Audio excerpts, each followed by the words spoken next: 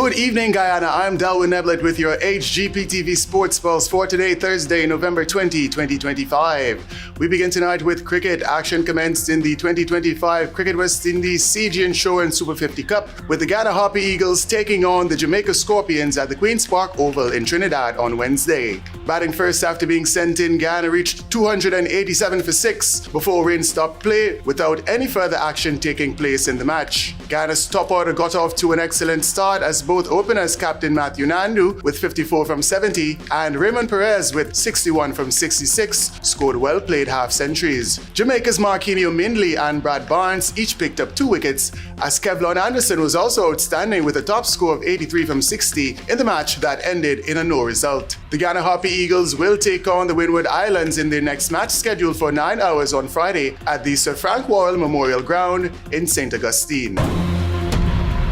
More in cricket, the West Indies under-19 take a 2-0 series lead against England after securing victory in the second youth ODI at the Grenada National Stadium in St. George's on Wednesday. Batting first, England reached 160 for 5 before the match was interrupted.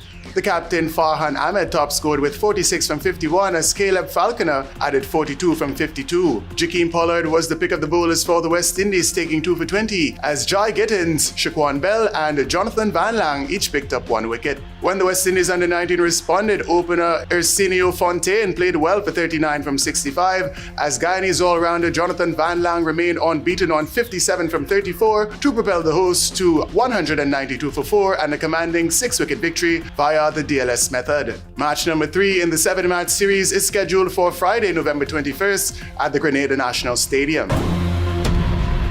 Moving into football, action resumed in the Guyana Football Federation's Division 1 Women's League 2025 with 2 fixtures at the National Training Center in Providence on Wednesday. The first match was a thrashing 11-0 victory for the Guyana Defence Force FC over the Mainstay Gold Stars, while match number 2 was also a commanding 10-1 victory for the Guyana Police Force FC over Riversview United FC.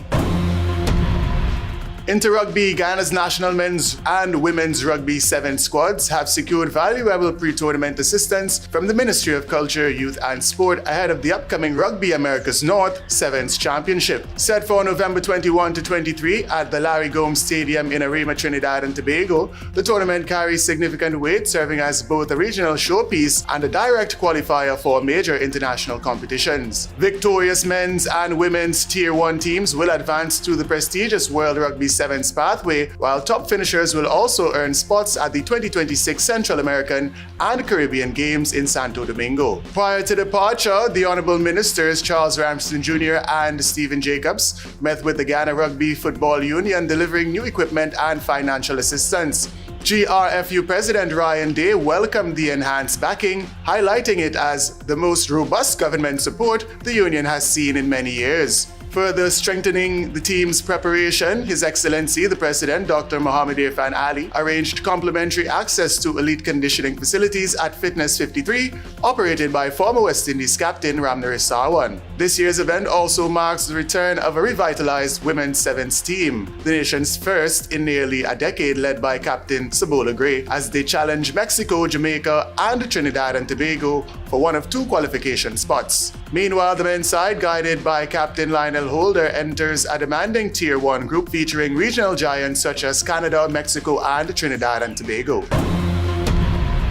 Tournament logo released as Guyana prepares to host Senior Caribbean Squash Championships. Continuing a year of tangible accomplishments, the Guyana Squash Racket Association, GSRA, is moving apace to ensure successful hosting of the 2025 Caribbean Area Squash Association Championships, beginning Saturday, November 23 and concluding on November 29 at the home of squash in the National Racket Center on Wolford Avenue in Georgetown. The event will feature over 130 of the best squash players from 9 member associations of the Caribbean territories, competing in singles and doubles in male and female divisions. Participating teams will emerge from the Bahamas, Trinidad and Tobago, Barbados, Bermuda, Cayman Islands, Guyana, Jamaica, and the OECS, which features a combined team from Anguilla, Antigua and Barbuda, the British Virgin Islands, Dominica, Grenada, Montserrat, St. Kitts and Nevis, St. Lucia, and St. Vincent and the Grenadines. The tournament's logo, an interplay of 2 hummingbirds, Jamaica's national bird, the swallowtail, and the crimson topaz of Guyana, with a squash ball, is symbolic of both both countries' fauna heritage, cultural sensitivity, and sporting camaraderie. Due to the impact of Hurricane Melissa on Jamaica, the organizing capacity of the National Squash Association,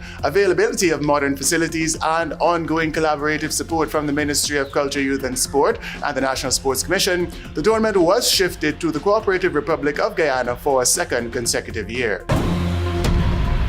And that's it for this edition of the HGPTV Sports Pulse. I'm Delwin Neblett reminding you to stay in the game.